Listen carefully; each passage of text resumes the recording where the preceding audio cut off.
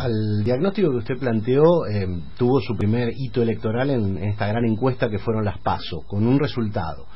¿Cree usted que lo supimos tarde? Me hubiera gustado saberlo la noche en que festejaron ellos como si hubieran ganado, ¿no? ¿Cree usted que además, a partir de ese resultado, hay un sector de la ciudadanía, incluyendo Provincia de Buenos Aires, un sector transversal, digo, económicamente, no solo clase media, que le reclama a usted o a su espacio algún nivel de autocrítica más profundo, más allá del tema cadena nacional o tono de cadena nacional?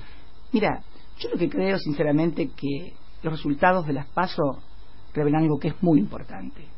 Revelan que de cada 3 bonaerenses, 2 no están de acuerdo con el ajuste ni con la política económica. Y que en ese marco, a quien más confianza tienen para hacer una oposición real y concreta a este gobierno es a nuestro espacio. No porque seamos más inteligentes ni más capaces, sino porque confían por nuestra propia trayectoria y porque saben lo que pensamos respecto de estas cosas que estamos hablando, de la industria nacional, de los tarifazos, del endeudamiento. No te olvides que creo que uno de los méritos más grandes que tuvo nuestra gestión ha sido un desendeudamiento como no se veía desde hacía mucho tiempo. Caputo puede trabajar tanto, Caputo puede endeudar tanto, porque dejamos un país con un nivel de desendeudamiento en materia de moneda extranjera, ya sean tenedores de bonos nacionales o extranjeros, inédito en la República Argentina. 13% es el nivel de endeudamiento. Néstor lo recibió con 160% del PBI y lo dejamos con el 13%. Yo creo que la ciudadanía, en lo que es la oposición, confió plenamente. Los números son muy fuertes dentro del propio abanico opositor.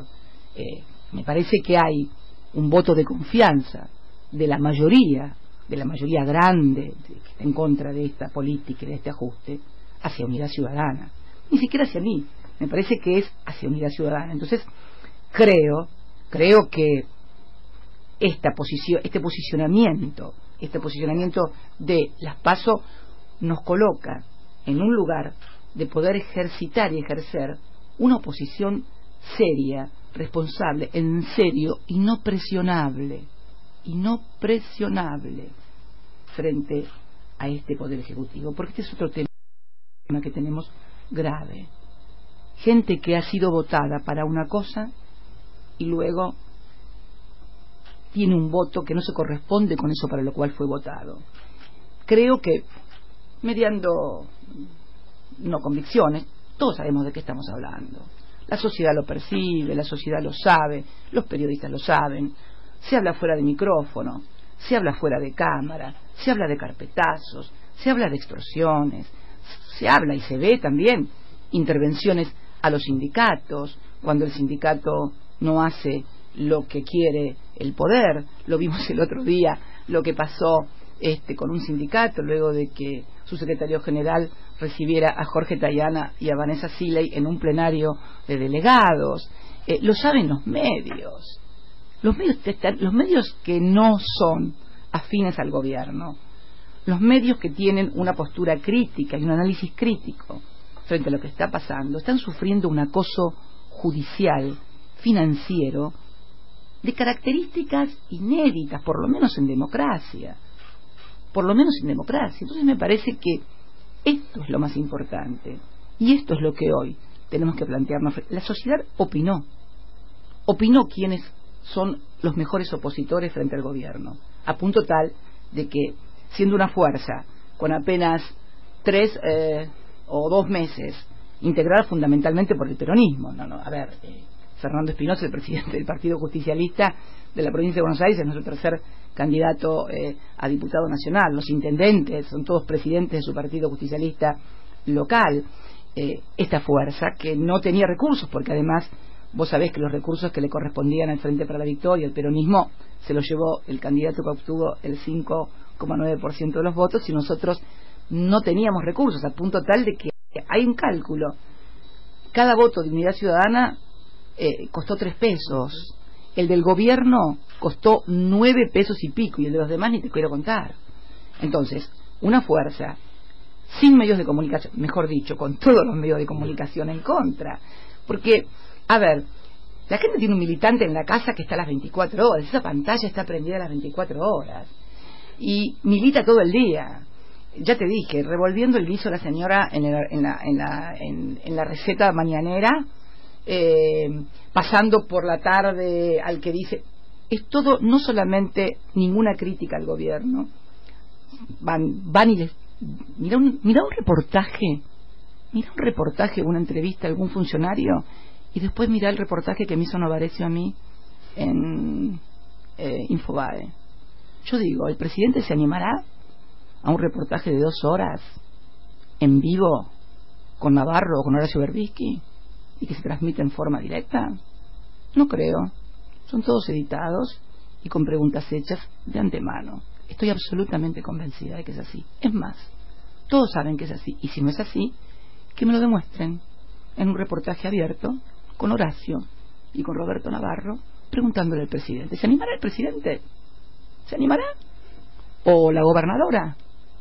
¿O Bullrich, el candidato de Cambiemos? ¿O Gladys González, la segunda candidata que aparentemente andaba circulando un WhatsApp ahí que fue un poco la piedra del escándalo con Roberto Navarro, porque el WhatsApp hablaba de que los que ingresaran a una fundación que no sé si preside o integra Gladys González tenían que depositar el 10% de lo que cobraban de salario? Estas cosas son las que molestan y se ocultan. Entonces creo, sinceramente, que la ciudadanía ha tenido una opinión respecto de lo que debe hacer la oposición. La oposición, y lo ha hecho mayoritariamente, a punto tal de que con todo esto en contra, persecuciones judiciales, estigmatización, persecuciones judiciales inclusive que no solamente me involucran a mí, también a mis hijos. ¿Vieron alguna vez esto? Lo de los hijos también, hijos que nunca formaron parte de la función pública, porque Máximo es diputado a partir del 10 de diciembre y vive aquí a partir del 10 de diciembre del 2015. ¿Vieron alguna vez estas cosas? ¿Vieron que a los hijos de la Rúa alguien les hiciera algo? Y mira que Shakira y participaban, y se sabía que participaban, estaban junto a su padre cuando se ordenó la represión en Plaza de Mayo, que terminó con 30 muertos. ¿Encontraron algún requerimiento judicial, policial, periodístico sobre estas cosas? No. Parece que es hora de analizar y comenzar a decir las cosas por su nombre. A mí no me van a meter miedo. Yo voy a ejercer la representación que siempre he ejercido. Y creo que la sociedad necesita ser representada, con reconocimiento de errores, de equivocaciones que siempre hemos tenido y tenemos todos, pero me parece que en el balance, porque uno siempre debe hacer el balance. El balance es positivo, y creo que lo que es importante acá es advertir la necesidad que tiene la democracia y las instituciones de poder canalizar el disenso, de poder canalizar a los que no están de acuerdo democráticamente. Este es el gran desafío que tiene la sociedad argentina, no el gobierno. El gobierno va a insistir, por lo que estoy viendo. Yo cuando veo hoy en la mañana, lo que comentaba Víctor Hugo, incendiar las casas de los mapuches, ¿esto es la Argentina que realmente quieran? Yo la verdad que no puedo creer que los argentinos puedan justificar que se estén incendiando casas de los que piensan diferente, porque en todo caso que le hagan un juicio, que si cometieron algún delito, en fin, pero incendiar, ¿qué es esto de incendiar? Hay mucha gente que le echa leña al fuego en ese sentido. Sí. Los jueces federales que no habían dicho una sola palabra, por ejemplo en el tema Freiler, que no habían dicho una sola palabra de nada en 5 meses de constituido, sacaron un comunicado ayer en el que les repugnaba que los mapuches fueran a una toma no violenta del juzgado de Otranto a reclamar porque habían sido avasallados en sus dignidades el día anterior. La expresión incluso que le repugna a la justicia y la exigencia de todo tipo de medidas contra los mapuches me parece que es inspiradora de lo que pasó a la noche cuando algunos locos, más locos que ellos, incendiaron las casas, las pobres casas de los mapuches. A mí la escena me parte el corazón, porque es no tener nada en un lugar donde hay muy poco, y que vayan contra sus hogares, que cuando volvían a su encuentro incendiados me pareció ya un estado de malicia insoportable. Crueldad, ¿no? Casi. No había leído ni tenía noticias del comunicado de jueces federales, no no me extraña absolutamente nada. Así es como estamos. Pero me parece que, esto lo decíamos ayer cuando estábamos en Lomas de Zamora, que fuimos a festejar el día del jubilado y la jubilada, había mucho realmente, y además había también jóvenes. Me parece que de esto se trata, ¿no? El 22 de octubre, de votar por el presente y por el hoy, por lo que está pasando. Y la verdad es que una sociedad, te vuelvo a repetir, en la que pasa esto de los indios mapuches y que le queman las casas, de una pareja que la mete en presa y no tiene nada que ver con el mundo porque tenía el indio solar y una foto de Néstor Kirchner, o una pobre señora loca que además es la hermana del vocero presidencial, presa, un pibe de un contador, el caso, un contador que está preso porque mandó una carta diciendo que el alquiler, en lugar de pagarlo ahí, tenían que pagarlo en una cuenta. ¿Alguien puede pensar que puede ser privado de la libertad una persona que ejerce su función de contador público nada más y que le manda una carta a un inquilino diciendo, no que le manden la plata a Panamá, que le manden que depositen la plata en una cuenta de un banco del lugar donde vive el inquilino, donde está la casa, que esta persona esté privada de la libertad? Obviamente que no tiene absolutamente nada que ver con lo que hizo.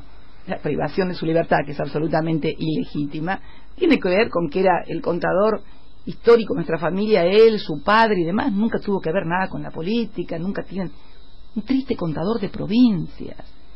En ese sentido estamos en la Argentina. Y van a pasar, si la gente no advierte esto, cosas peores, porque yo me pregunto, siempre pregunto, ay, ¿usted no tiene miedo que le pase tal cosa? Y yo le pregunto a los que nos están escuchando, y ellos no, ustedes los que nos están escuchando, ¿no tienen miedo que un día al pasar por una manifestación te agarren y te lleven presos? Porque yo estuve viendo los testimonios de gente que cayó presa en la movilización, en esa represión que hubo del 1 de septiembre, y había gente anti-K entre los que cayeron presos. Había un fotógrafo de medios alternativos que era un manifiesto opositor a nuestro gobierno. No es que los que fueron ahí estaban de acuerdo con nosotros, ni con el gobierno, no, hay gente que está de acuerdo con los derechos humanos.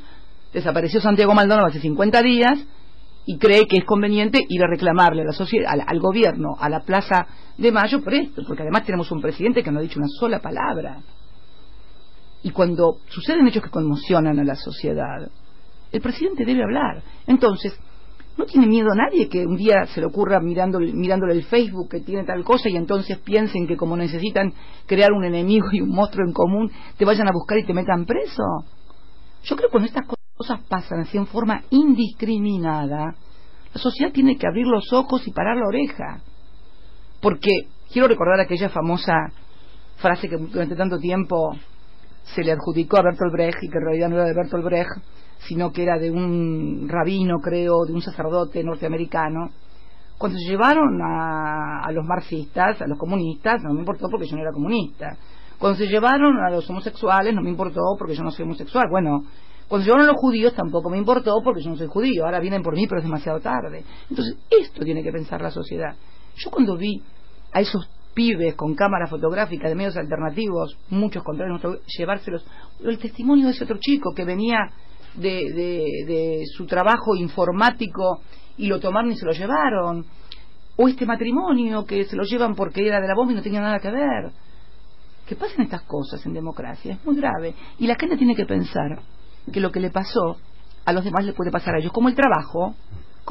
Hoy tenés trabajo, pero mira a tu alrededor y seguro que conoces a alguien, un amigo, un pariente o un vecino que ya no tiene trabajo. Bueno, pensá que cuanto más gente tenga o pierda el trabajo, más riesgo corre tu trabajo. Cristina, aprovecho esta oportunidad para ponerme los anteojos de género, hacerte un par de preguntas desde el feminismo, desde los colectivos de mujeres. Ahí viene con Florencia Kirchner a la cabeza. Así es, vamos Flor, ayudando a mamá, ¿no? Empezaste hablando sobre la cacería de la policía a las mujeres el 8 de marzo, se viene el Encuentro Nacional de Mujeres en el Chaco. María Pía López, la socióloga, dice que el movimiento Ni Una Menos están dando una discusión contra el neoliberalismo, allí está pasando algo. Te quería preguntar eso, ¿cómo analizás vos inclusive desde la relación con tu hija, desde todo lo que eso te ha aportado al feminismo, y si crees que es necesaria o que fue necesaria o que será necesaria una discusión sobre el aborto? Wow, qué pregunta. Vamos a ir por el principio. No la voy a rubita, claro. Gracias, Cristina, gracias. Lo sé que tenés todas las espaldas. La primera cuestión, la verdad que no me canso de repetirlo. Yo era una persona que repetía clichés. Yo no soy feminista, soy femenina. Esa estupidez que muchas veces decimos. Y mi hija me hizo ver cosas que yo no veía, sí, sin lugar a dudas. Y también veo que el Ni Una Menos se fue transformando también. Porque creo que las mujeres también entendieron que su situación, su sujeción al patriarcado, tiene que ver con un modelo político y económico de explotación también, en el cual ellas también son explotadas porque reciben menos sueldos por la misma tarea, porque son discriminadas. 13% menos. Bueno, claro, exactamente. Entonces, creo que hubo un crecimiento y un orgullo. Cuando estuve en Bruselas, las eurodiputadas españolas, italianas, alemanas, me preguntaron por el Ni Una Menos, y el Ni Una Menos no solamente lo conocían, sino que es tomado como emblema y ejemplo de las luchas feministas en la vieja y culta Europa. Así que las feministas argentinas tienen que darse por satisfechas. Por primera vez exportamos nosotros un modelo de ideas y de pensamiento de la sociedad. Toda la vida recibimos allá socialismo, marxismo, liberalismo, todo siempre venía de allá. Ahora pudimos los argentinos, las argentinas, mujer teníamos que ser, para poder exportar el tema de el feminismo. Con respecto al aborto, mi posición es conocida. Ahora, que la discusión está en la sociedad, Cintia, esto es real. El hecho de que yo tuve una experiencia personal muy terrible que me marcó con esto. Yo entré, y quiero contarla porque en definitiva también la gente se compone y se conforma con las ideas nunca son, o las actitudes o los pensamientos también tienen que ver con las cosas que te pasaron en la vida, ¿no? Yo tuve entre Máximo y Florencia otro embarazo, año 1984, un embarazo muy avanzado que abortó espontáneamente y brutalmente para mí, en el 5º mes aproximadamente, casi 6º mes de embarazo. Siempre me dicen que era un varón, siempre me dicen que si la neonatología hubiera tenido el desarrollo que hoy tiene, en ese momento lo hubieran salvado. Y yo quedé, por toda la experiencia traumática, fueron 4 o 5 días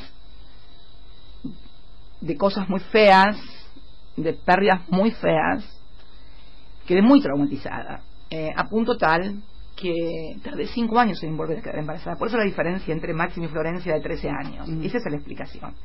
Y me revisaban y no encontraban razón por la cual yo no pudiera quedar embarazada. Era la cabeza, definitivamente. Mira vos, ¿no? Era la cabeza. Y cuando quedé embarazada, vos te imaginas, Máximo ya tenía prácticamente 13 años, estaba terminando, volvió, cuando yo me enteré, él volvió de su viaje de fin de curso de la primaria.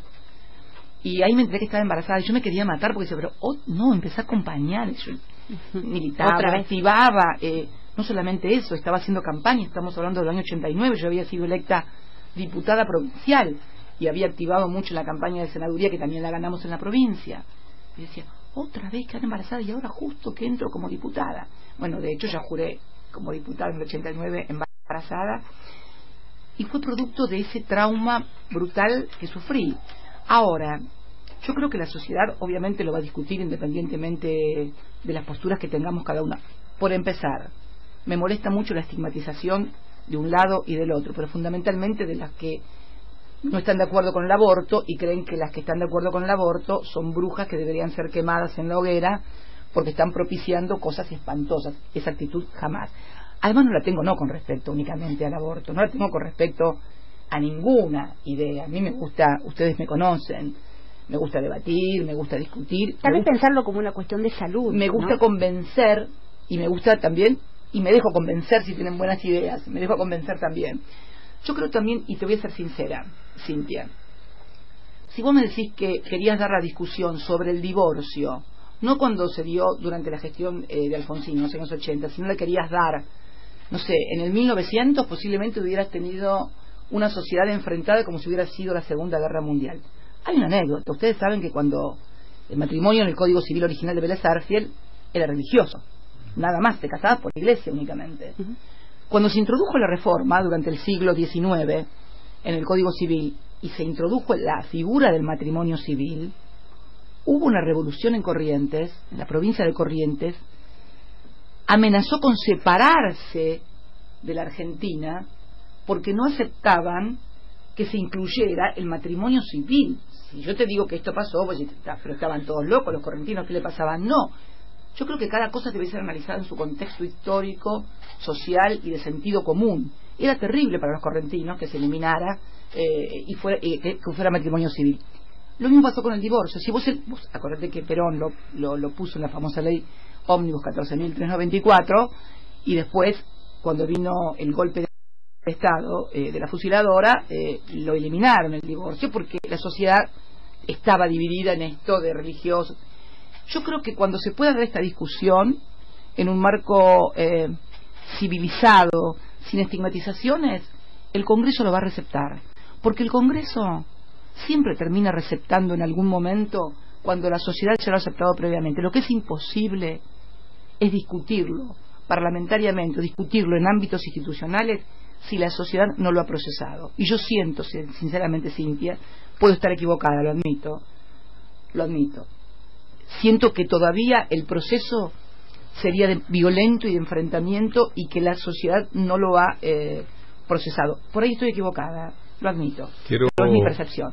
Recomendar, a propósito de esta charla, un capítulo, y recomiendo todo el libro escrito por Sandra Russo sobre usted, porque esto que ha contado está contenido en el libro y está maravillosamente dicho por Sandra, a la que aprovecho ya que la menciono para mandarle un saludo. 1, 2, 3, 4 por lo menos. No sé, Cintia, que es la más emprendedora, si tiene alguna pregunta. A ver si nos caben 4 preguntas más. No sé cómo está de tiempo. Todo el tiempo para ustedes. Aparte llueve. Está lindo. No tenemos para hacer actos. Una primavera un poco... No tenemos para hacer actos tradicionales. Algo metafórica la primavera. Es el día de la primavera. Ah, pero una primavera, bueno, pero tiene su encanto. También el día del estudiante también. A mí me encanta. Amo la lluvia. Amo la lluvia. Ah, mire. Amo la lluvia. Estamos si me das a elegir entre un día de sol y un día de lluvia, no lo dudo, un día de lluvia. Ah, yo también. Sí. Señor Fernando Borroni. Diputada, senadora, presidenta electa 2 veces. Y mujer argentina. Y mujer argentina. Vamos, Cristina. Acusada de todo. Oh. Has pensado que a veces uno hasta le da pudor repetirlo. Falta Kennedy nada más. Sí. Falta el asesinato de Kennedy. Pero no solamente usted, recién lo decía, se meten con los hijos, ¿no? Cambia un poco el escenario ahí. Y de pronto, un 9 de diciembre, donde, si se quiere, tenía cerrada la historia. Una transformación de la Argentina indiscutible, una plaza que rebalsó, estaba cerrada la historia. El sur, Calafate, la familia, el nieto. Vos, disculpa, me pareces Francis Fukuyama, se acabó la historia. No, ahí voy, pero déjenme. La historia no se acabó. ¿Qué es lo que más motiva? Seguramente como animal político de toda la vida hay una respuesta fácil, pero ¿qué es lo que más motiva esta vuelta de Cristina? ¿Con qué nuevos desafíos? Porque creo que son permanentes, ¿no? Me acordaba, y cierro con esto, y me acordaba de aquel discurso el 1 de marzo en el Congreso. Yo dejo un país difícil para los dirigentes. Y a veces la sensación que uno tiene, quizás es errónea, que entre el pueblo y Cristina no hay nada. Y eso es un problema para la política, y eso es un problema para la democracia. Porque yo creo sinceramente que hay una representación política vacante, se ve, se nota, hay una representación política vacante, y creo que vos, si estuviste en esa plaza o como periodista y le escuchaste, me habrás escuchado también decir algo, que lo que nunca voy a dejar de ser en mi vida va a ser militante.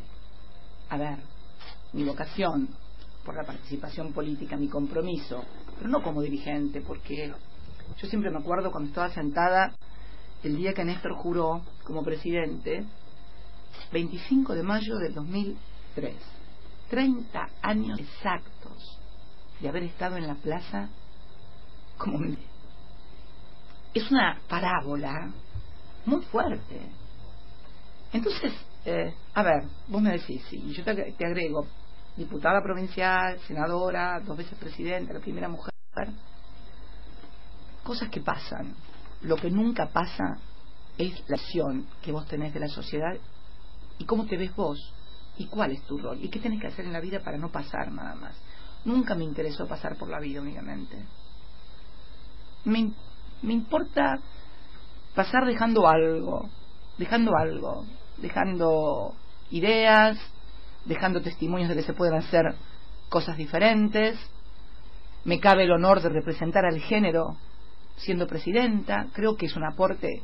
Por ahí las feministas todavía no me lo reconocen del todo. Cada vez más, lo reconocen cada vez más. Pero chicas, deberían hacerlo, porque tuvieron la primera presidenta mujer y no las hizo quedar mal.